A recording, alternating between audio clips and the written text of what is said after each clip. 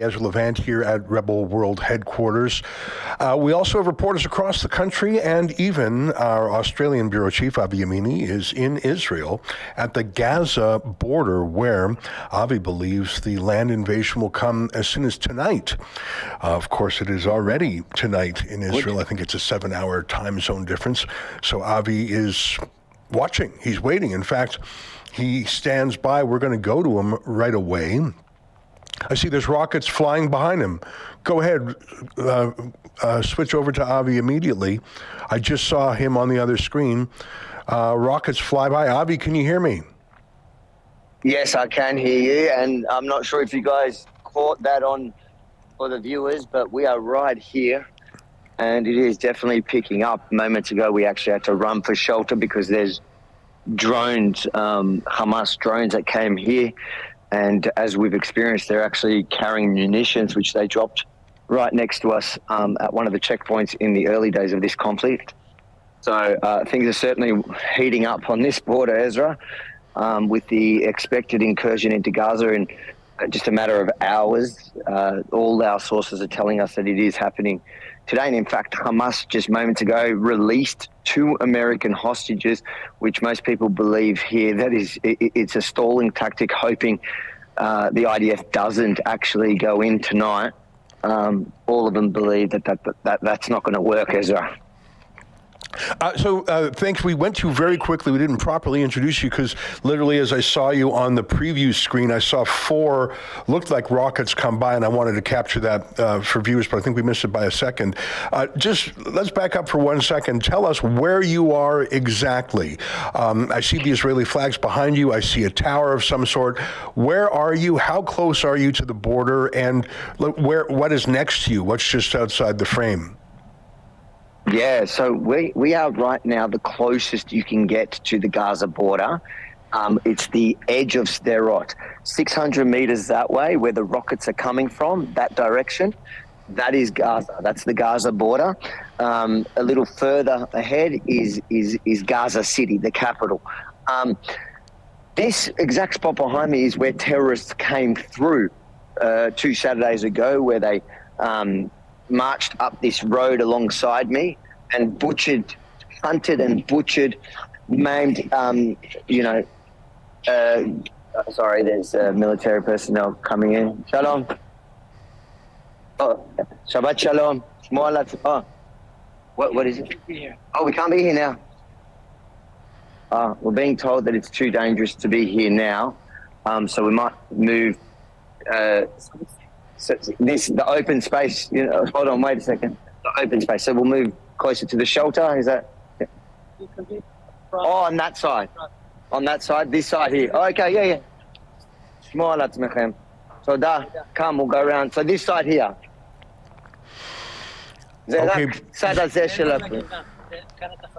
Okay.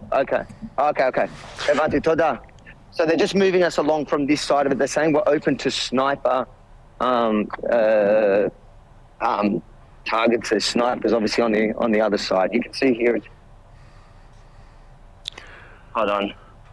We'll come around here. Ezra, I can hear you. Yeah, I can see you, and we can see you clearly, and the connection is excellent. So he's moving you for your own safety, sniper fire. I believe it, by the way. And we've just escaped drones here, so I would say and the thing you got to understand, Ezra. We'll go. Watch your back. Come here. We'll go here closer close to the bomb shelter. Just before we came on, we had to escape a drone attack. So, Mazer? Yeah, all good. Thank you. The soldiers are here. They're happy for us to be here. They just don't. They want to make sure this is a military zone. So there's no mainstream media here. They've all fallen right back. And the only people here are a handful of alternative media, which we've basically formed a group. There's another Aussie here, and there are more people that cover wars in general, from they were in Ukraine or whatever. But we've really created a group to, there's some sort of protection in numbers, and really experienced guys. But the mainstream media has moved right away from here because it obviously this is the closest you can get to what we're going to see tonight. Wow. Well, you know what? I've told you this personally, but let me say it to you publicly. Your safety is paramount. There's no story that's worth getting shot over. So I know you will take care of yourself and our cameraman Benji as much as is possible in a war zone. I mean, you are in a war zone. Tell me what is expected. I have this terrible question, which is, Gaza is a very dense urban environment. There are some fields and whatnot, but I fear that door-to-door, apartment building to apartment building, urban combat is not well suited to tanks. F-35 jets are the most modern fighter jets in the world. Israel has them. That doesn't help you when you're going door to door. Hamas has had 18 years where they have had total control of Gaza. They have tunnels, they have booby traps, they have snipers, as you were just warned about. I'm worried that the invasion of Gaza will be a terrible cost for I hope it inflicts a terrible cost on the Hamas terrorist group, but I'm worried that it'll inflict a terrible cost on Israeli soldiers, and that cost will be enormous. And I suppose that's what all wars are like. But given that you're going to have, you've got two enemies there. You've got the Hamas terrorists, and then you have the mainstream media who are going to lie about everything the Israeli army does. I suppose an invasion has to happen, but how does Israel mitigate the damage and the casualties to its own troops? I'm very worried about that. Yeah, you're right, Ezra. Look, I think nobody's lying to themselves, and that's probably why it's taken so long. This is almost 2 weeks since the attacks. It will be 2 weeks, because by the time they go in, it'll be it's 8 now. We're not expecting that is a red alert. Grab the thing. So there's rockets coming this way. Come in here. Here we go. It's coming our way. So this is the bomb shelter. Does it come on me? Yeah. So the bomb shelter is actually the synagogue, the local synagogue, which is empty now. As you can see, the only other people here, besides for military, are other alternative media. The mainstream media, probably in a much safer spot than this. But I think it's important for the world to see what's actually going to happen here tonight, because the only other media that's going to get a shot on it will be coming from Al Jazeera from the other side, on well-planted cameras to cut exactly the narrative that they're trying to portray. But yeah, nobody's lying to themselves. Everybody understands that this is going to be an extremely dangerous incursion. But every single, and this is the first time I've been talking about it for a few days, this is the first time I've spoken to every Israeli, doesn't matter from the left, from the right, everybody agrees that no matter the cost, they have to go in, because the cost of not going in, they witnessed the outcome of that is they know what that cost is. So they believe in their army, and they believe in the last 2 weeks of preparations, and everybody's praying for them and hoping that this is the success. And for them, the success is to wipe Hamas out. Yeah. And I suppose this is a foolish question to put to you, but I'm thinking long term. Let's say Israel goes in, destroys a lot of the Hamas leadership, kills a number of Hamas terrorists, and I've seen estimates of 20,000, full-time terrorists, let alone people who help and aid and abet. Let's say that the bulk of them are decimated and the bulk of the infrastructure is destroyed. What's the long-term future for Gaza? Because Israel occupied it until 2005 and then gave it back. And unless Israel were to occupy it on a permanent basis, which I don't see that as feasible, how does it not revert to this, if not under Hamas, under a different terrorist group? How is this dealt with in the long term, or is that a problem for another day? Yeah, look, I think that's a question a lot of people are asking. But at this moment, I think locals are saying, let's push that off to later. Let's get rid of the problem now. And the problem is Hamas. They feel like, I don't know, you can speculate. Apparently, maybe they want to get the Palestinian Authority to take control of Gaza too, where, better the evil you can work with. than the absolute evil that perpetrated some of these, some of the most horrific crimes this nation has ever seen, especially in numbers and some of the barbaric actions that took place literally in the community we're standing in now. So I think people's focus right now across the country, whether it's civilians or military or even politicians we've spoken to, is we have a short-term mission, and that is to cut the head off the snake, get rid of Hamas. I think Hamas is nervous. Israelis are nervous. Israel's nervous, and obviously there's this border here, and most people are expecting once this border opens, once the incursion starts, Hezbollah in the north is going to try escalate it so that it draws some troops there as well. So you have at the moment 300,000 reservists. Currently, we can come out. It's all good. But so this is the biggest operation Israel has ever tried to come. We'll go back to that spot here. This is the largest operation, especially from the standpoint of the manpower. We've never seen that many. And Ezra, just so you know, they got 150% response in reserve up calls. So meaning when they called up 100,000 reservists, 150,000 came and they refused to leave. So while everyone knows that the cost is going to be high, go here. Yeah. While everyone understands, and nobody's living in a fantasy here. People get, and look, this is a nation that's also been at war several times. They're shocked to the core about what they witnessed on these streets behind me, in front of me, but war they've seen. Now this is going to have to be a war of proportions that they haven't seen, and they're going to have to win in a way that they've never sort of won in Gaza before. They've gone in a few times over since 2005, since the disengagement, but the operation that has to come out now is going to be something no one's ever witnessed before. And I think it's clear that Israel's nervous. People believe it has to happen no matter what. But Hamas is also nervous. It's no shock that they've released 2 hostages hours before it's rumored that Israel's going in. I believe that they're trying to stall, and most people here, most of the soldiers obviously talking to us off the record are saying it's a stalling tactic that won't work, because there is no way the government cannot go in now, even from a political perspective, because absolutely every single Israeli we speak to, everyone across the board, is saying that they need to enter Gaza and clear it out. Yeah. Now, you use the analogy of cutting the head off the snake, and I think that's a good one. I think of the 7-headed Hydra, the mythical creature that when you cut off one head, 2 more sprout back. But to stay with the analogy, the head of the snake is not in Gaza. It's in Qatar, in the city of Doha, where the Hamas leadership lives in the Four Seasons Hotel with the protection and the blessing of the dictatorship of Qatar. And that's the head of the snake.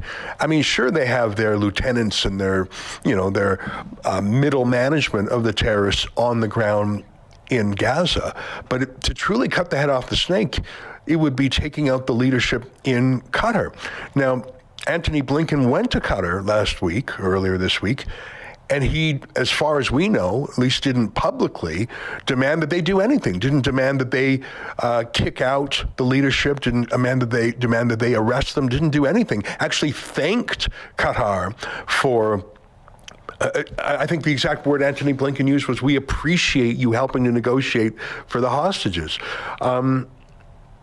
So I part of me thinks if you can deal with the snakes, the nest of snakes on the ground in Gaza, but the head of the snake is safely 1,000 kilometers away. Look, I agree with you. Although I think if you take out all his foot soldiers, how valuable is he going to become to Qatar? He'll probably become a bargaining chip, which they'll throw under the bus as fast as they. Like I see that his power is only as long as he actually rules this place. So I understand what you're saying, and I agree. But I think going into Qatar and doing that is probably more dangerous for regional security and safety than dealing with the problem here in the backyard, which the IDF can do, and like you said, at most likely a very high price. Now, the U.S. has the largest warship ever built. Their most modern aircraft carrier is just off the shore there, and I'm not sure if the second aircraft carrier is yet in position, but if not, it will be shortly. That's an enormous proportion of the U.S. aircraft carrier fleet, and those are the carriers themselves, and they're accompanied by a variety of other support ships, missile launching ships, missile defense ships. One of those U.S. ships was attacked by various drones by the Iran-backed Houthis in Yemen, apparently. What is the purpose of those aircraft carriers, do you think? Do you think it's to dissuade Hezbollah from firing 100,000 missiles into Israel, and how would they dissuade them? I mean, do you think that those aircraft will be deployed? I can't imagine them being deployed over Gaza. What will those aircraft carriers do? Yeah, look, I can't imagine them being deployed either over Gaza or even potentially Lebanon. If anything, I think they're there to persuade, to stop any, as a show of strength, to deter the real backer to all this, the inciter to all this, Iran, and it's a show of force to say to anyone that wants to step in and use this as an opportunity to grow this into something bigger and beyond the self-defense, Israel's right to self-defense, that the Americans are there and ready, and they're not going to do what they did in Ukraine, and they're actually going to step up and stand up. And at the end of the day, you got to give credit where credit is due. I don't think you need boots on the ground here. No one's calling for boots on the ground, but I think if America wants to rockets behind us, America wants to show that they are actually the all-powerful that Biden claims they are. They're going to actually have to show that by standing by their allies, like their allies stand by them or have stood by them forever. Mm-hmm.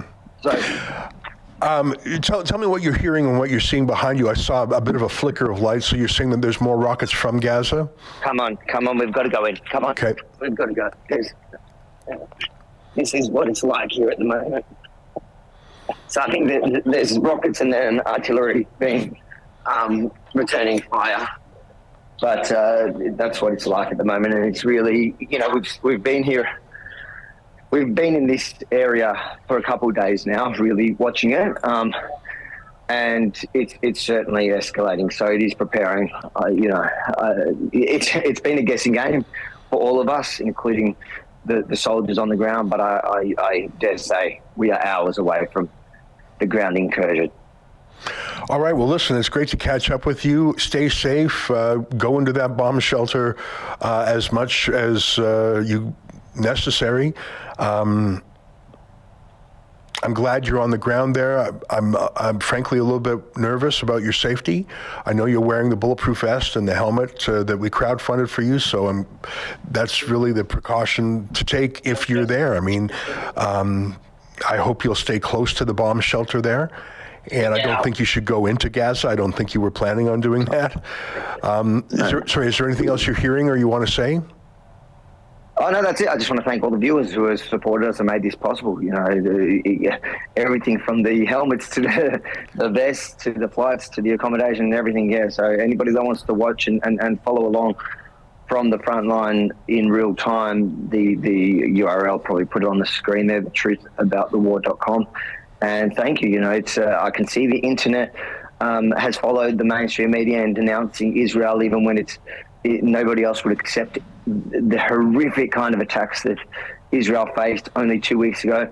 I remember, Ezra, when you called me, when we spoke about me doing this mission, I said to you, I give Israel 2 days, because the whole world, roughly everybody, was shocked by the images we witnessed of terrorists marching into civilian populations, going house to house, butchering people. And as you know, the days came through, we heard worse and worse testimony and footage of the barbaric acts, from the raping of women, the beheading of children, all these, the burning of families alive. Nobody else would accept it, but I told you at the time that the media will give Israel probably a 2-day, 3-day window. And that's why we need to get here, because in the world, including everybody on Twitter, everybody on Facebook, and my feeds are full of, people that are in the safety of their home, who are, obviously watching too much of the mainstream media, not getting the other side of the story, that are basically denouncing Israel for exercising their right that you would want your country to exercise if somebody invaded your country and killed your family, raped your daughter, kidnapped some. So I appreciate all the viewers that helped make this possible at thetruthaboutthewar.com. Obviously, we can't do it without them. Yeah. Well, thank you very much. And thanks to Benji, your courageous cameraman. And I know that he has vest and helmet as well. And we see him in some of the clips that you send, and he's doing a great job too. So the both of you, please stay safe.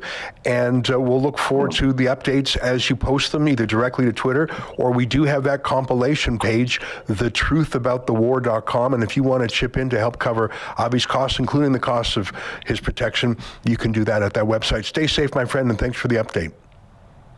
Thank you, Ezra. All right, there you have it. Avi Yemini, our chief Australian correspondent, who has been in Israel this past week or so, and it's his belief, based on his sources and the chatter he hears, that the ground invasion of Gaza will happen tonight. If you think it's important for the world to remember, to see the faces of the victims of the barbaric Hamas terror attack here in Israel last week, make sure to like, comment, but most importantly, share it far and wide, because the mainstream media want you to forget. They want the world to forget what happened so that they can condemn Israel for defending herself, for trying to get back the hostages that are still caught up in Gaza. And then make sure to head over to thetruthaboutthewar.com and check out all our stories, some of them being censored now on mainstream platforms. So it's up to you guys to share the stories. And if you support our work, support the mission at thetruthaboutthewar.com.